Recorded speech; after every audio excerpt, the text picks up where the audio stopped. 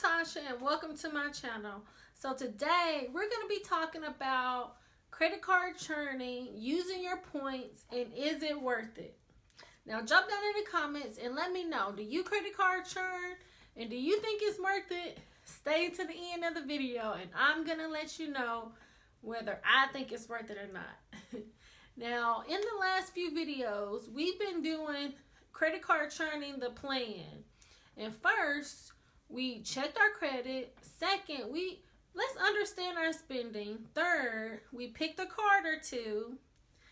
Fourth, we took a look at the Plastiq third-party servicer in order to get to our maximum spend on our credit cards. And now we're talking about using your points. Now, once you have looked at the plan and you picked your credit card, I picked the Marriott Bonvoy credit card where you had to spend $3,000 within 3 months to get 75,000 points. And right now, they actually have, if you spend $5,000 within 3 months, you can get 100,000 points. But, woo, you know, doing a $5,000 maximum spend, for me, that is stretching it. Then I picked the Navy Federal credit card. I opened this card at the end of December, and you have to spend $4,000 within 3 months to get 50,000 points. Now, the only reason why I had opened up that Navy Federal card was because I was trying to use the Plastiq servicer to be able to, you know, pay my student loan, car payment, mortgage. But see, both of those credit cards are Visa credit cards. And for the Plastiq, now I'm probably going to make another video talking about this a little bit more in depth, because I emailed Plastiq myself so that I could get, you know, the guidelines on, you know, which cards are better, you know, like Visa, MasterCard, or Discover. And, you know, just to kind of give you a little bit about it, I have not used the Plastiq servicer yet, because with the Visa credit cards, it's not, you can use it if you want to pay your rent, but I have a mortgage, and so that really wasn't going to help me out. So if you have a MasterCard or Discover, you can do a lot more with Plastiq, and if you're a business owner. So if you want more information on that, drop down in the description. Tell me that you want more information on the Plastiq, and I will consider making another video about it. So I made my maximum spend with the Marriott Bonvoy card, you know, just using my regular bills, like my NES bill, that's my electric bill, my water bill, I got my car worked on, and just my regular spending. So I was able to get $3,000 maximum spend within 3 months. Now I haven't got my points yet, but since I had the Southwest card, I know how to use the points. So we are going to go over to my computer and I'm going to show you how to use your points. Now, the great thing about the Marriott Bonvoy is that they have over 7,000 hotels worldwide. You have like the JW Marriott, you have the Residence Inn, you have the Westin. You can do luxury, premier, and select longer stays. You have so many different options. Even the Westin. Now, these hotels are everywhere, so you should not have any trouble being able to find a hotel. Go over to the website. You can type in, you know, where you want to go. So I put New York, and you can put your dates in. Then you want to make sure that you pick use points. And then you'll be able to find all the hotels close to the airport. So when you're taking a look at it, you can see that these points average, you know, 35,000, 25,000 points. And when you can see, you know, airport shuttle, a pool, breakfast, you know, I love to eat, so I want to make sure that I can get food.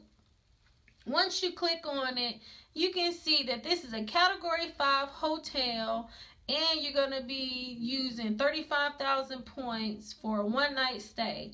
Now you're getting 75,000 points, so you're basically going to be using half of your points on a one night stay. But you can take a look and see, well, you got one for 20,000, one for 35,000. And like if you get the one for 20,000, you might be able to get a few nights. So that's how you can maximize the points, if you get a category 4 hotel opposed to getting like a category 5 or 6, so that you can maximize, your points. So you see that, with 75,000 points, if you go and get a hotel for 35,000 points, you can get what, 2 night stay. And then if you get one for 20,000 points, you might can get a 3 night stay. And I'm sure that you can do an option to where even if you did like 4 nights, you can use points and actually pay the difference. And so really you can get you, almost a week's vacation. So now the question is, do you think it's worth it? Drop down in the comments and let me know. Is it worth opening up a credit card, doing a maximum spend of $3,000 to get 75,000 points? Is it worth it? Drop down in the comments and let me know. So if I was to tell you that I would give you, let's say, $500 if you spent $3,000 on just your regular spending, like you're not doing anything else outside of your normal spending habits, would you take it? I think that you would. I would take it. So I definitely think that it's worth it to be able to, use your normal spending, and then you're paying off the card at the end of the month. This is the most important part, making sure that you're paying off the card.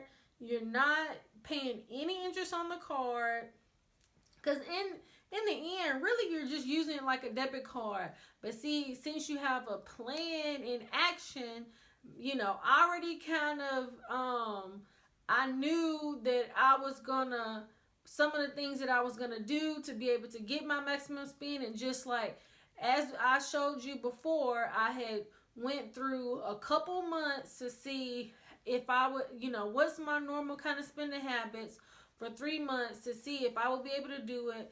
And when I did it the last time, it was a little bit less than 3,000. But since I knew that I had a few things to do, it all worked out. And then plus, since I was going to open, use the Plastiq, I was just like, oh yeah, because if I could pay my mortgage, my car notes, and my student loans with the credit card, oh, without a shadow of a doubt, I will be able to get the points, in a second. But I wasn't able to do it.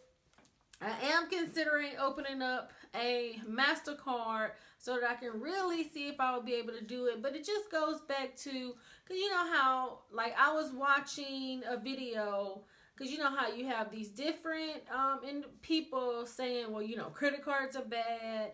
And I'm not going to say that, a couple years ago, I would have, I've had credit cards for probably 16 or 20 years, probably. And I want to say my longest credit card is 16 years. So 16 years. And within those 16 years, there have been times where I have cut up all of my credit cards and just use my debit card or just try to use cash. But, taking a look at, using the credit cards to be able to, get cash back, gift cards, hotel stays, flights. And you're just using your regular spending. I don't think that there's anything wrong with it, but you have to have a plan. Because with most, I think about 44% of Americans has a credit card balance with at least $14,000 on their credit card. So, there is a certain kind of, you got to have a plan, and you have to just get into the mindset that, credit cards are not bad, and that you're going to use it the right way. If you can use it the right way and not pay any interest on the credit card, then I would say try to use credit card churning. Now, I'm not going to say that over the 16 years that I've had credit cards that I have not paid interest. I have, but over the past probably like 5 years, I have, made sure not to pay interest on the credit card. And then within the last year, because I would say this is the first year that I opened up 3 credit cards in 1 year. Like, whoa, that is crazy. But the credit cards don't have any, I haven't paid any interest on it.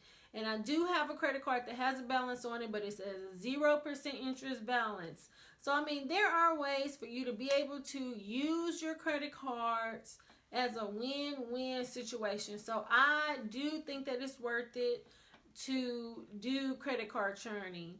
Now, should you cut the credit card afterwards?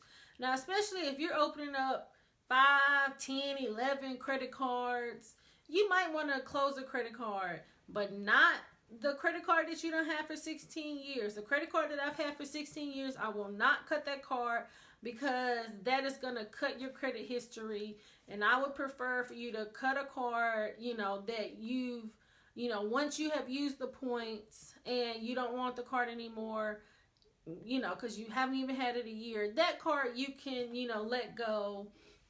But the cards that you have had for 16 years, you do not want to cut those cards. And I was watching another big YouTuber, and they said that you should call your credit card. So let's say you have a credit card for $15,000, but like maybe your regular spending is $5,000. So they were saying that you should call up the credit card company and tell them to lower your credit limit to $5,000. No. That is not a good thing to do, because if you do that and then you spend the $5,000, that's going to make your credit utilization go up. So I say every 3 months or so, call your credit card company and get them to raise your credit limit. The whole purpose of like doing the credit card churning is you want to have a plan and you want to use it responsibly. And if you can use it responsibly, if you can get $30,000 on a credit card, and let's say you were able to get them, use the Plastiq to use the credit card to be able to maybe get a property, or pay your employees if you have a business, or just figure out a way to do it. It would be a win-win situation. So I do not think credit cards are bad. You just have to change your mindset, but you do have to have a plan. Now, I hope that this has been helpful to you. Drop down in the comments and let me know. Do you think credit cards are bad? Do you credit card churn? And do you think it's worth it? Thank you so much for watching.